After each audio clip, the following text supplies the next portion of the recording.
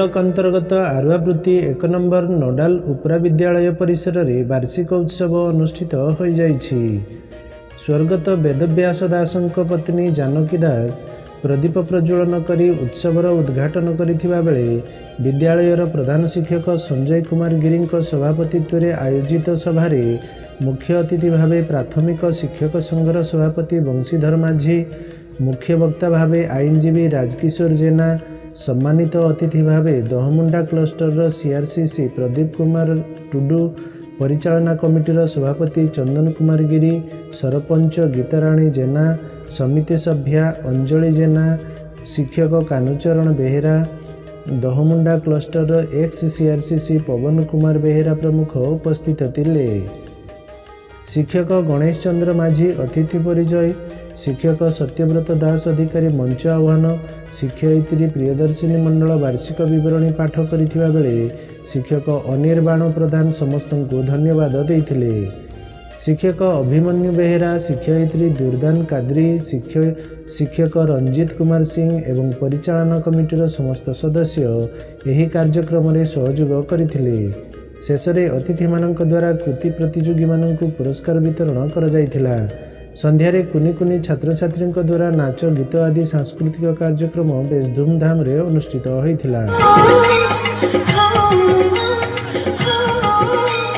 मोर नाम Shri Chandan Kumar Giri, SMC committee सभापति आरुआवृत्ति number 1। बहुत आनंदर उल्लासर उत्सव थिला। आज आमर ए वर्षर समस्तर फल 15 अगस्त एवं आमर क्रीडा जो होइतिला 15 अगस्टर प्रत्येक जो प्रतियोगिता होइतिला, वक्तृता, डांस एवं क्विज ए समस्तर पिला मानकर पुरस्कार वितरण कलु एवं भोजी भात आयोजन थिला। सब तापर मनोरंजन कार्यक्रम भी रही। आउरी पिला माने आउरी आमर बंधु माने आम कमिटीर सब सदस्य माने सहयोग कले आउरी बढ़िबो।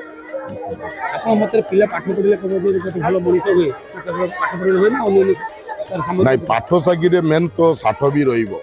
देखंतु आजिका जुगरे जो माने राज्य स्तरीय देश स्तरीय विश्व स्तरीय होइचंती सामाने कोन पाठ तो पढ़िचंती, तापरे जो प्रधानमंत्री कहतु, राष्ट्रपति कहतु, मंत्री कहतु, सेटा तो हला साधारण ज्ञान एवं सेटा 60 रे आछी। पाठ तो अच्छी ताठू 60 भी मूल्यवान, पाठ भी जति मूल्यवान 60 भी सेति मूल्यवान।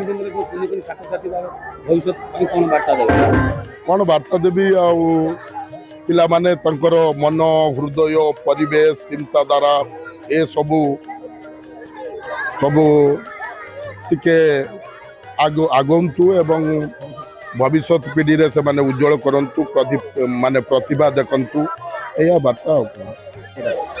मो नाम श्री संजय कुमार गिरी, मु नंबर 1 आरुआवृत्ति नोडाल उपरा विद्यालय प्रधान शिक्षक। वर्षव्यापी छात्र छात्री द्वारा विभिन्न कार्यक्रम जो आयोजन करा जाय थाए तार आज पुरस्कार वितरणी एवं कृतित्व अधिकारी से माने होती।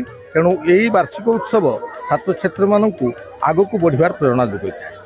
चलित वर्ष आम बहु मान्यगण्य व्यक्ति मानू आनी आम मंचासीन करूँ एवं छात्र छात्री जो सांस्कृतिक कार्यक्रम रही प्रतिभा अन्वेषण कार्यक्रम जो प्रतिवर्ष सरकार तरफ आयोजन करा जाए से माने भाग नापी ये गोटे प्राक प्रस्तुति कर्म। आज्ञा निश्चित भाव में ये एक सुप्त प्रतिभा को जागृत कर एक माध्यम।